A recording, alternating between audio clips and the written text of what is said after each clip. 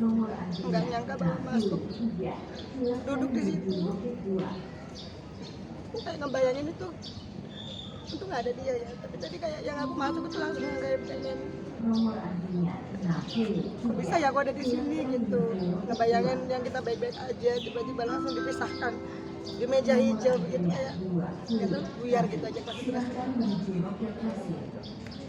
Kalau dia sampai netesin air mata, apa masih mengingat kenangan bersama si abang? Bukan kenangan ya, kayak seharusnya tuh apa namanya, kesalahan yang seperti itu nggak harus terjadi gitu loh. Hidup kita baik-baik saja, kenapa dia harus ngelakuin hal yang bikin kita tuh ada di posisi seperti ini? Itu aja sih sebenarnya, bukan gimana. Kalau tadi ada dia juga mungkin nggak bisa ngomong kali aku ya, karena aku tuh orangnya kayak nggak bisaan gitu loh. Ya untungnya sih dia jadi nggak ada gitu. Jadi cuman nggak nyangka aja bahwa aku tuh ada di sini untuk proses mengalami proses seperti itu ternyata terjadi juga di aku. Tapi Mbak Lia sendiri kayak tadi di dalam nggak shock apa seperti apa sih? Mungkin ada pertanyaan-pertanyaan yang mungkin ya membuat Mbak Lia kayak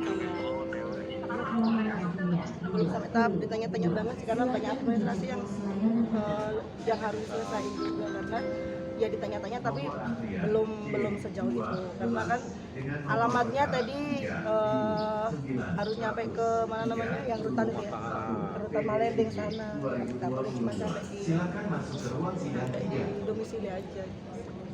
Cuma ya pas masuk aja aku udah yang kayak lemes gitu, aduh aku masuk ke sini. Padahal di luar tadi tegar aja gitu, ya ternyata pas udah masuk ya udah langsung runtuh ini benteng ini, ternyata nggak tahu lagi deh kalau ada dia tadi mungkin nggak bisa ngomong kali. yang Mbak Lia harapkan adalah langsung putusan cerai. Pengennya biar nggak berkali-kali, cuma kan ya prosedurnya panjang ya, berapa kali pemanggilan lah, ada proses media. Kalau mediasi pastiin nggak bakal.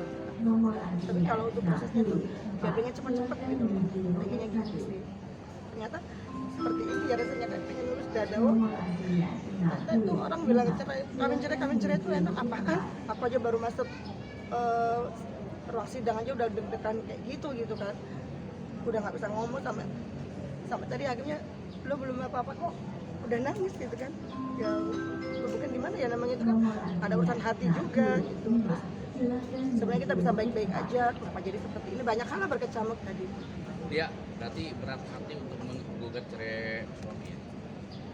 Bukan berat hati sih, sudah mantap gitu. Cuman yang namanya manusia ya, dihadapkan dengan seperti itu ya, kecuali memang dari akunya yang nakal atau penyayang, kan aku kan baik-baik saja. Kan aku nggak ngerasa ngelakuin kesalahan apapun dan harus menghadapi semuanya, menjalani semuanya sendiri gitu kan. Ini pun nggak ada dia gitu, nggak ada siapa-siapa gitu kan, keluarganya dia juga nggak ada kan. Jadi aku lebih ke kayak aduh gue ngejalanin ini sendiri nih gitu loh gue. Kenapa harus seperti ini, banyak kali kayak nggak ngerti lah aku tadi kenapa itu kayak langsung pengen nangis aja gitu. Nggak enak juga kan, mungkin lah belum dia apa-apain kok udah nangis, mungkin hakimnya begitu ya. Cuman pas mau duduk itu udah gemeter kan gitu, deg-degan, nggak kebayang gue duduk di sini kayak gimana gitu. Tadi wejangan hakim sendiri apa ke Mbak Lia? Enggak, nanti tunggu lagi kan, nanti ada prosesnya mediasi juga. Jadi maksudnya beliau hakimnya tahu kan kenapa digugat cerai, kenapa kan sudah tahu. Ya hakim juga sudah mempelajari kan, jadi ya ikutin prosedurnya aja. Kalian sendiri masih ada perasaan cinta? Kalau cinta enggak, kalau sayang iya, namanya kita berhubungan 7 tahun ya. Jadi kasihan sih sekarang, sebenarnya aku nggak tega gitu menggugat dia.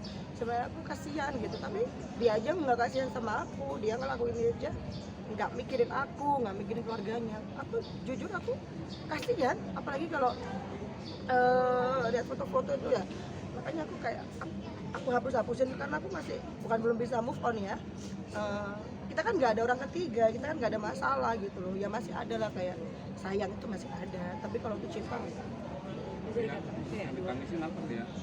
kenapa? Tangis. Kenapa aku harus di posisi seperti ini? Enggak. Kenapa aku dan dia yang baik-baik aja bisa ngejalani prosesnya kita harus berpisah cuma karena hal-hal yang itu nggak masuk akal. Judi itu buat aku nggak masuk akal gitu loh. Kalau kita butuh uang banget, banyak utang ya oke lah gitu. Kita enggak, itu baik-baik aja. Kita nggak punya hutang, kita nggak dikejar-kejar rentenir. Itu kayak nggak adil gitu loh buat aku ya. Buat aku nggak adil aja. Lu hobi kamu bikin rumah tangga kita seperti ini, itu sih yang bikin aku kayak nyesek gitu loh, kayak ya Allah ternyata bercerai karena seperti ini gitu. Mungkin kalau akan orang ketiga akan beda lagi ceritanya. Oh iya mungkin emang dia nggak puas sama aku, atau dia maunya yang lebih cantik gitu. Beda sama sekarang tuh, kita harus berpisah karena hobi gitu loh, karena hobi dia yang suka judi. Itu nggak adil sih buat perempuan, apalagi aku yang nggak pernah nuntut apa-apa dari dia gitu.